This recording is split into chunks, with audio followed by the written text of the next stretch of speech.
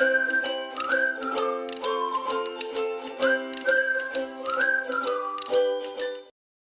And welcome students. इस video में ना हम लोग सीजी बोर्ड के क्लास 10 सोशल साइंस के चैप्टर 3 एग्रीकल्चर से जो भी सारे क्वेश्चंस आए थे, जो हम लोग प्रीवियस ईयर क्वेश्चन सीरीज़ में कर रहे हैं, तो उसके थर्ड लेसन के क्वेश्चंस को पढ़ेंगे कि 2022 में, 23 में एंड 24 में चैप्टर 3 से कौन से क्वेश्चंस आए हैं। तो सबसे फर्स्ट तो यहाँ पे दिया हुआ है 2022 में कि एक ही क्वेश्चन आया था बस, bad effects of modern agriculture, and वो भी शॉर्ट में आया था, मतलब कि 2 मार्क्स का सिर्फ आया था। तो मॉडर्न एग्रीकल्चर के बहुत सारे बैड इफ़ेक्ट्स हैं, क्योंकि वो शॉर्ट आंसर में आया है तो आपको इन पॉइंट्स को सिर्फ मेंशन कर देना है, और यही अगर डिटेल में आता तो आप पॉइंट वाइज अच्छे से उसको लिखते और थोड़ा सा उसी पॉइंट को एलैबोरेट भी करते अपने वर्ड्स में। तो अभी बस शॉर्ट में लिखेंगे कि soil degradation, loss of biodiversity, increased chemical pollution, water depletion, dependence on single crops and health problems from pesticide use, ये सारे जो हैं वो मॉडर्न एग्रीकल्चर के बैड इफ़ेक्ट्स हैं। 2022 का बस यही एक सिंगल क्वेश्चन हो गया। देन 2023 में 5 मार्क्स का क्वेश्चन आया था यहाँ से कि briefly right about the reasons for low productivity of Indian agriculture. तो जो भी इंडियन एग्रीकल्चर है उसका लो प्रोडक्टिविटी है, उसका रीज़न आपको देना है। तो 5 मार्क्स का है तो 5 रीजंस लिखेंगे। फर्स्ट रीज़न तो हो जाएगा स्मॉल लैंड होल्डिंग, मतलब बहुत सारे जो फार्मर्स होते हैं उनके पास में स्मॉल लैंड्स होता है, वो भी फ्रेगमेंटेड होता है, मतलब कि थोड़ा सा यहाँ पे, थोड़ा सा कहीं और, थोड़ा सा कहीं और। तो अगर एक ही जगह पे लार्ज एरिया अवेलेबल है तो उसके ऊपर प्रोडक्शन करना, और स्मॉल स्मॉल एरियाज़ अलग अलग जगह पे अवेलेबल है उस पर प्रोडक्शन करना, दोनों में बहुत ज़्यादा फ़र्क होता है, जिसके वजह से जो यहाँ बोल सकते हो प्रोडक्टिविटी पे बहुत ज़्यादा अफेक्ट पड़ता है, और बहुत मुश्किल भी होता है उनके लिए वहाँ पे फार्मिंग करना। तो ये फर्स्ट पॉइंट हो गया। सेकंड है ट्रेडिशनल मेथड्स। फार्मर्स जो है ना वो ट्रेडिशनल मेथड्स को यूज़ करते हैं ज़्यादातर कि यहाँ पे, जैसे कि आप देखोगे उनके पास में अभी तक जो फार्मिंग टेक्निक्स है वो बहुत ज़्यादा मॉडर्न नहीं हुई हैं, जिनके वजह से क्रॉप का यील्ड जो है वो कम हो जाता है। Then dependence on monsoon. अब एग्रीकल्चर जो है वो मानसून या फिर रेनफॉल के ऊपर हैविली डिपेंड करता है, और ड्राउट कंडीशंस होंगे, यानी कि अगर बारिश कम हुआ या फिर फ्लड आया यानी कि बारिश ज़्यादा हुआ, उस केस में क्रॉप फेलियर हो जाता है। Then low use of fertilisers and irrigation. Irrigation भी कम करते हैं, और फर्टिलाइज़र का जो एक्सेस है उनका वो भी बहुत कम है उनके पास, जिसके वजह से क्वालिटी सीड्स जो हैं वो नहीं डेवलप होते हैं प्रोडक्शन के बाद। Then lack of financial support. जो फार्मर्स होते हैं उनके पास में बहुत ज़्यादा पैसा भी नहीं होता है, और ना ही उन लोग के पास में इतना डेप्थ है कि वो लोग अफोर्डेबल लोन्स ले सकें। इसके वजह से इन्वेस्टमेंट जो है वो कम हो पाता है, और इसके वजह से फार्मिंग जो है वो सही से नहीं होता है। अब देखो, क्योंकि ये क्वेश्चन 5 मार्क्स का आया है, तो 5 मार्क्स के क्वेश्चंस में ना आपको ऑप्शन देता है, यानी कि 5 मार्क्स का आपको जब क्वेश्चन पूछेगा तो उसमें और करके एक और क्वेश्चन देगा, और ज़्यादातर कि ऐसा होता है कि वो क्वेश्चन सेम लेसन से ही पूछ देता है।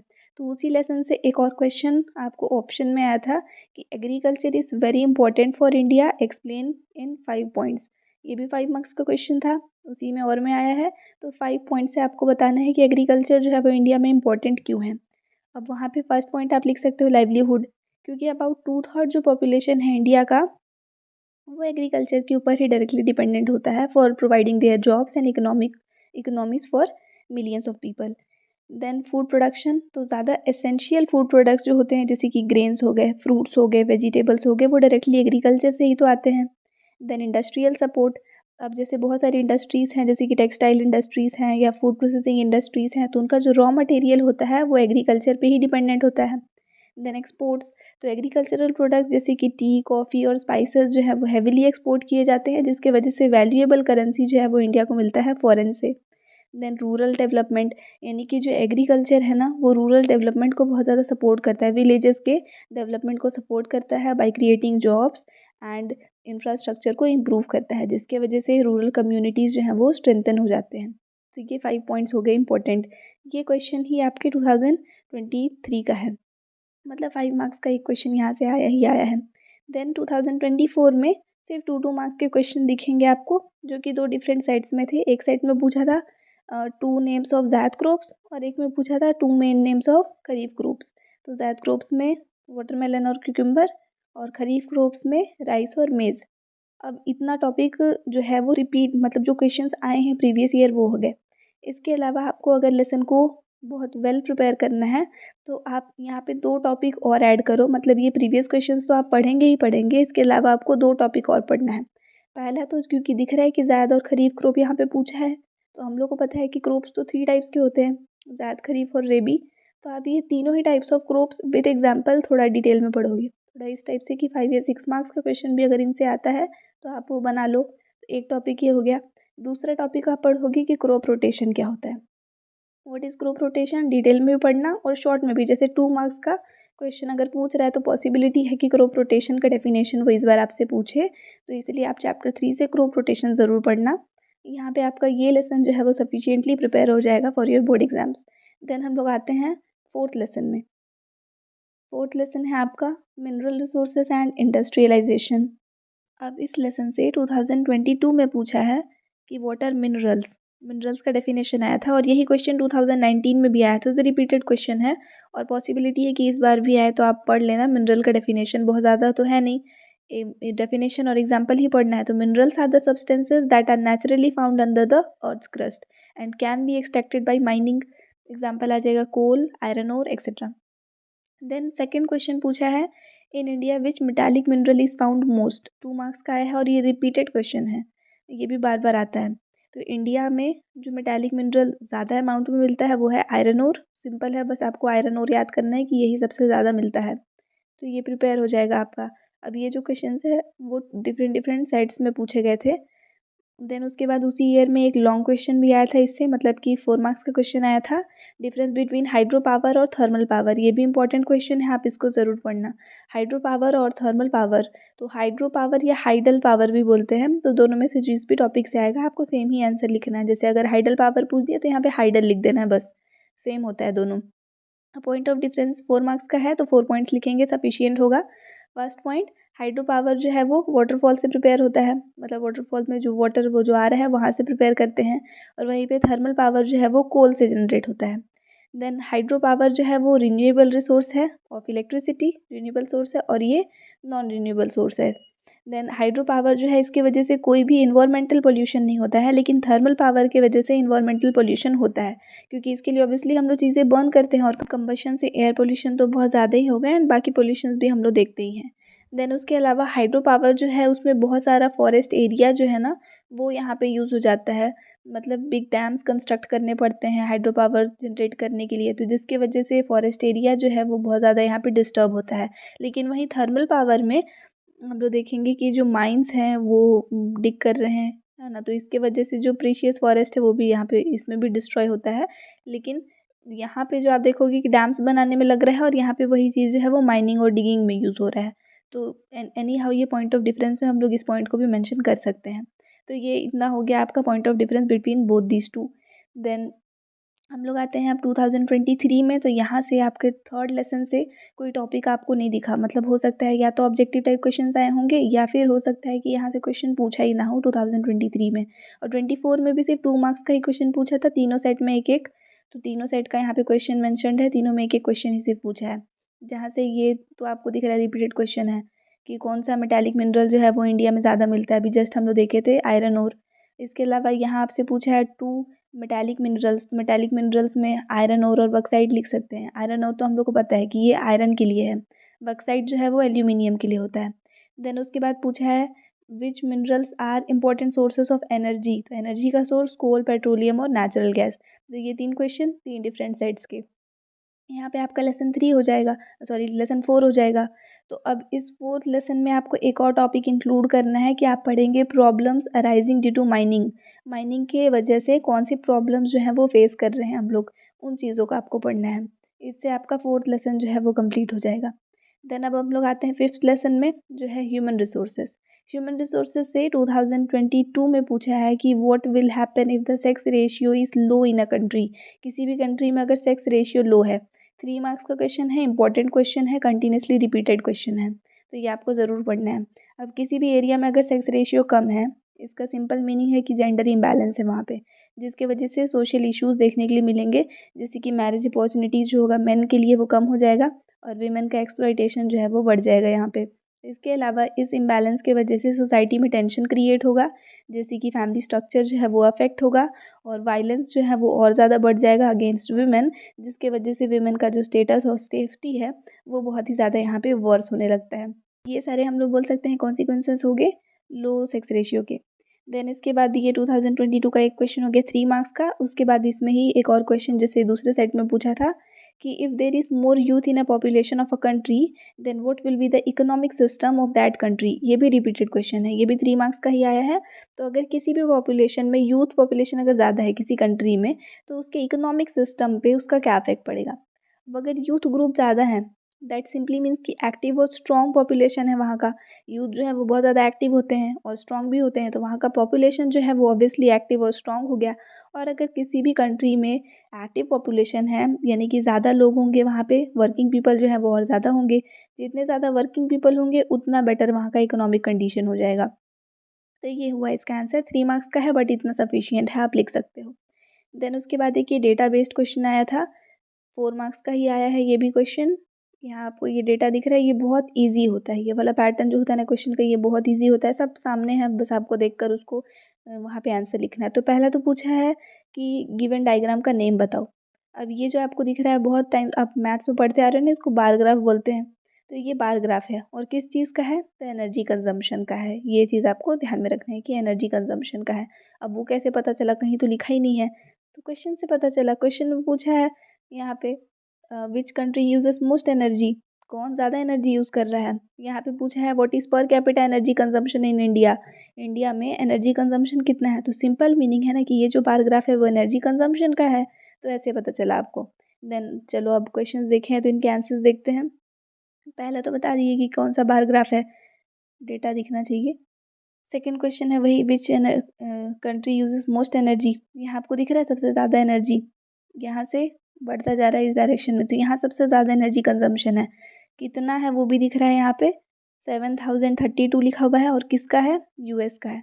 वही आपको अपने आंसर में लिखना है, US uses most energy. Complete है, सफिशिएंट है। और अगर चाहो तो यहाँ पे एनर्जी जितना यूज़र है वो मेंशन भी कर सकते हैं। देन पूछा है per capita energy consumption in India, India में कितना है। अब इंडिया का ये दिख रहा है और ये वैल्यू दिखा हुआ है, तो वही लिखेंगे 614 एनर्जी कंजम्पशन हो गया। देन उसके बाद पूछा है which country consumes least energy in the given data. अब पूरे डेटा में सबसे कम इसका है, किसका है, बांग्लादेश का। तो आप लिख दोगे बांग्लादेश कंज्यूम्स लीस्ट एनर्जी, ये हो गया। एक ये आया था आपका और दूसरा ये वाला डेटा क्वेश्चन आया था। ये आपको दिख रहा है, यहाँ पे लिखा हुआ है सीधा graph of sex ratio and answer the following questions. तो सेक्स रेशियो का ग्राफ है, इसमें तो मेंशन कर दिया है। पूछ रहा है which decade has highest sex ratio. अब यहाँ आप पूरे डेटा को देखोगे और सबसे ज़्यादा आपको कहाँ पे दिख रहा है, तो सबसे ज़्यादा यहाँ पे है 972 दिख रहा है। किसका है, 1901 का। तो आप आंसर में लिखोगे year 1901 has the highest sex ratio. Then उसके बाद में नेक्स्ट क्वेश्चन क्या पूछा, which decade has lowest sex ratio. अब लोवेस्ट ढूंढोगे यहाँ पे, तो लोवेस्ट इसमें दिख रहा है 927, इससे कम तो नहीं है। और ये 1991 का है, तो 1991 वही आप लिखोगे the year of 1991 has highest sex, sorry lowest sex ratio हो जाएगा ना यहाँ पे, लोवेस्ट सेक्स रेशियो। देन उसके बाद में फिर पूछा है after which decade did the sex ratio is seen increasing continuously. Continuously increase होता हुआ कहाँ दिख रहा है, ये देखो ये डिक्रीज हो रहा था, यहाँ एक बार इंक्रीज हुआ लेकिन फिर डिक्रीज हो गया, फिर डिक्रीज हो गया, फिर ये एक बार इंक्रीज हुआ लेकिन फिर डिक्रीज हो गया। आपको पूछ रहा है कि कंटिन्यूसली इंक्रीज होता हुआ कहाँ दिख रहा है, तो 97 के बाद ये इंक्रीज हुआ है ऐसे। तो 1991 के बाद से इंक्रीज होता हुआ आपको दिख रहा है। तो which decade did the sex ratio is increasing continuously में आप क्या लिखोगे, आफ्टर 1991। एंड उसके बाद last question, in which decade has the sex ratio of 2011 become almost equal. तो 2011 का जो सेक्स रेशियो है वो ऑलमोस्ट कौन से में जस्ट इक्वल है, तो 11 में आपको ये दिख रहा है 2011 का आपको, अच्छा सॉरी 2011 का डेटा है 940। तो ये और किस में दिख रहा है जो एकदम इक्वल हो, एकदम आसपास हो, तो 941 दिख रहा है। किस में, 1961 में। वही आपको आंसर मेंशन करना है 1961। The sex ratio of 2011 become almost equal. इतना हो गया, ये आपके 2022 के क्वेश्चंस कंप्लीट हुए। नाउ 2023 में पूछा है population explosion is fatal for society, how explain. अब सोसाइटी के लिए कैसे ये डेंजरस है पूछ रहा है पॉपुलेशन एक्सप्लोजन। और ये देखो कितना रिपीटेड क्वेश्चन है, 2011, 12, 14, 15, 16, 20, 23, करेंटली मतलब 23 तक आया है। तो पॉसिबिलिटी है कि 25 में भी आ जाए, तो आपको इस क्वेश्चन को तो अच्छे से पढ़ना ही है। अब क्यों फैटल है, 4 मार्क्स का है तो 4 पॉइंट सफिशिएंट है। फर्स्ट है ग्रोइंग पॉवर्टी, जितना पॉवर्टी बढ़ेगा मतलब जितना पॉपुलेशन बढ़ेगा उतना ज़्यादा ही यहाँ पे कंपटीशन हो जाएगा, लिमिटेड रिसोर्सेज हो जाएंगे, जिसकी वजह से लोग जो हैं वो पॉवर्टी में जाते रहेंगे और बेसिक नीड्स जो हैं वो उनको फुलफ़िल करना भी बहुत डिफ़िकल्ट हो जाएगा। नेक्स्ट अनएम्प्लॉयमेंट, जितना पॉपुलेशन बढ़ेगा, जितने ज़्यादा लोग होंगे उतना कम यहाँ पे जॉब मार्केट, तो हम लोग देख ही रहे हैं ना, जितने ज़्यादा लोग हैं सबको जॉब चाहिए, सबको काम करना है, तो सबके लिए एम्प्लॉयमेंट जो है वो हो नहीं पाता है, तो इसलिए अनएम्प्लॉयमेंट जो है वो होगा। नेक्स्ट है क्राउडिंग इन सिटीज़, अगर लोग बढ़ेंगे, पॉपुलेशन जो है वो रैपिडली ग्रो होते जाएगा, तो हमारा जो रहने के लिए जो जगह है वो तो उतना ही है ना, तो ऑब्वियसली ओवर क्राउडिंग की वजह से पॉपुलेशन मतलब बहुत ज़्यादा बढ़ने की वजह से सिटीज़ में बहुत ज़्यादा क्राउड हो जाएगा। नेक्स्ट है इन्वायरमेंटल डिग्रेडेशन, तो जितना ज़्यादा पॉपुलेशन जो है बढ़ता है उतना ज़्यादा इन्वायरमेंट पे प्रेशर पड़ता है, उतना ज़्यादा रिसोर्सेज एक्सप्लॉइट होने लगते हैं एंड उतना ही ज़्यादा यहाँ पे पोल्यूशन होता है, जिसकी वजह से बायोडाइवर्सिटी लॉस भी होगा और सोसाइटी का जो स्टेबिलिटी है वो भी यहाँ पे थ्रेटन हो जाएगा। तो ये इतने सारे आपके रीजंस हो गए। अब इसी में ही क्योंकि 4 मार्क्स का आया है तो 4 मार्क्स के क्वेश्चन के साथ और में एक क्वेश्चन मिलता ही है, तो और में ये क्वेश्चन मिला था, what figures do we obtain from census, जो कि 2018 का क्वेश्चन है, रिपीट हुआ था यहाँ पे। तो सेंसस से आपको क्या कुछ मिलता है। अब ये 4 मार्क्स का है लेकिन हम लोग क्या लिख रहे हैं, शॉर्ट शॉर्ट पॉइंट्स लिख रहे हैं, तो आप 8 पॉइंट्स लिख दो, काफ़ी अच्छा रहेगा अगर 8 पूरा लिख देते हैं तो। अगर नहीं लिख पा रहे हैं तो एटलीस्ट आप 4 5 6 पॉइंट्स ऐसे अपने हिसाब से याद कर लो इसमें से। तो सेंसस से कौन से फिगर्स मिलते हैं, पहला तो total number of people, then male female ratio जिसको कि सेक्स रेशियो बोलते हैं, then number of literate people, अब लिटरेट हैं भी अगर तो कितने मेन हैं और कितने वीमेन हैं वो भी हम लोग देख सकते हैं। उसके बाद में number of people age wise, और उसके बाद distribution of urban and rural people, और उसके बाद में रेट ऑफ इंक्रीजिंग पॉपुलेशन और डिपेंडेंट एंड वर्किंग पॉपुलेशन, मतलब कितने लोग डिपेंडेंट हैं और कितने लोग वर्किंग है, एंड उसके बाद लेवल ऑफ इनकम। तो ये इतने हैं, एक्सेट्रा मेंशन कर दो क्योंकि और भी बहुत कुछ पता करते हैं फिगर से, लेकिन इतना जो है वो आप मेंशन कर सकते हो। देन यहाँ पे 2023 का हो गया। 2024 में पूछा है व्हाट इज़ लाइफ एक्सपेक्टेंसी। ये एक ऐसा क्वेश्चन है जो कि आपके लेसन 17 का भी पार्ट है, चैप्टर 17 में भी आपको ये क्वेश्चन मिलेगा। तो यहाँ से पूछ दे या फिर वहाँ से पूछ दे, उस लेसन से आप सेम आंसर वहाँ पे लिख सकते हो। लाइफ एक्सपेक्टेंसी जो है वो average number of years of person is expected to live, यानी कि एक कोई भी नॉर्मल पर्सन जो है वो एवरेज कितने ईयर्स तक लिव जिंदा रह सकता है, उस चीज़ को हम लोग बोलते हैं लाइफ एक्सपेक्टेंसी। लेकिन बेस्ड रहेगा कि उसका करंट हेल्थ कंडीशन कैसा है, लिविंग कंडीशन कैसा है और मेडिकल केयर उसके आसपास में कैसा अवेलेबल है। ये हो गया 2 मार्क्स के लिए, इतना आंसर आपका ये सफिशियंट रहेगा। देन उसके बाद पूछा था व्हाट इज़ पॉपुलेशन, पॉपुलेशन क्या है, और उसके बाद वही सेम रिपीटेड क्वेश्चन है, if there are more youth in the population of a country what will be its effect on economic system of the country. तो ये 2018 में भी आया था, 22 में भी आया था और अब 24 में भी आया था। तो पॉपुलेशन का डेफिनेशन यहाँ पे मैं दे दी हूँ। Population refers to total number of people living in a specific area such as country, city, region और एट अ पर्टिकुलर टाइम। इसके बाद अब यूथ पॉपुलेशन वाला जो आंसर था वो रिपीटेड है, तो आप जस्ट अभी जो देखे थे वही सेम यहाँ पे कंटिन्यू कर सकते हो। देन ये क्वेश्चन भी रिपीटेड है, what figures do we get from census, अभी देखे थे 8 पॉइंट्स जो लिखे हुए थे, तो 18 में आया, 23 में आया और 24 में भी आया, रिपीट हुआ कंटिन्यूसली ये 2 ईयर्स। पॉसिबिलिटी है भी कि रिपीट हो जाए, नहीं भी हो सकता है, लेकिन पढ़ लेना है इसको। उसके बाद पूछा है if sex ratio is decrease in a country what will happen, ये हम लोग 22 में जस्ट देखे थे, 24 में भी रिपीट हुआ। तो अभी भी देखो, मैं ये नहीं बोलूँगी कि एकदम आ ही जाएगा, लेकिन आ भी सकता है। तो PYQs तो हम लोग इसीलिए ही पढ़ते हैं कि एक तो आपको नॉलेज मिले कि हाँ किस तरीके के क्वेश्चन आ रहे हैं, दूसरे कि हाँ रिपीट हो रहा है तो चलो इसको पढ़ भी लेते हैं, पॉसिबिलिटी है कि फिर से रिपीट हो जाए। तो ये है, ये क्वेश्चन 3 मार्क्स का था। यहाँ पे हो गया अब आपका लेसन 5 का PYQ सारा। अब इसके अलावा जो इम्पोर्टेंट टॉपिक जो एक छूट रहा है, जो आपको फ़िलहाल यहाँ क्वेश्चंस में नहीं मिला, जो आपको पढ़ के जाना है, इम्पोर्टेंट है, पढ़ लेना। Causes of literacy rate in women, जो भी विमेन ग्रुप है इंडिया का, उनका लिटरेसी रेट जो है वो कैसा है, और अगर ऑब्वियसली कम है वो तो हम लोग को पता ही है, तो उसका कॉज़ क्या है वो आपको पढ़ के जाना है। तो इसके भी एटलीस्ट 4 5 पॉइंट्स आप ज़रूर पढ़ लेना, तो उससे आपका ये लेसन जो है, 5th लेसन जो है वो कंप्लीट हो जाएगा। तो यहाँ पे मैं एंड करती हूँ इस वीडियो को। नेक्स्ट आपका 6th लेसन आएगा, तो ये हम लोग नेक्स्ट वाले वीडियो से कवर करेंगे, लेसन 6 से जहाँ तक फिर वो वीडियो जाए। तो आई होप यहाँ तक आपको ये वीडियो समझ में आया। पसंद आया होगा तो इसको लाइक कीजिएगा और अपने फ्रेंड्स के साथ में ज़रूर शेयर कीजिएगा। Thanks for watching and please to subscribe if you are new to our channel and if you want to stay connected with us then join the Telegram link given in description. जो next वाला video है वो फिलहाल आपको screen पे display हो रहा होगा, आप यहाँ पे क्लिक करके देख सकते हो।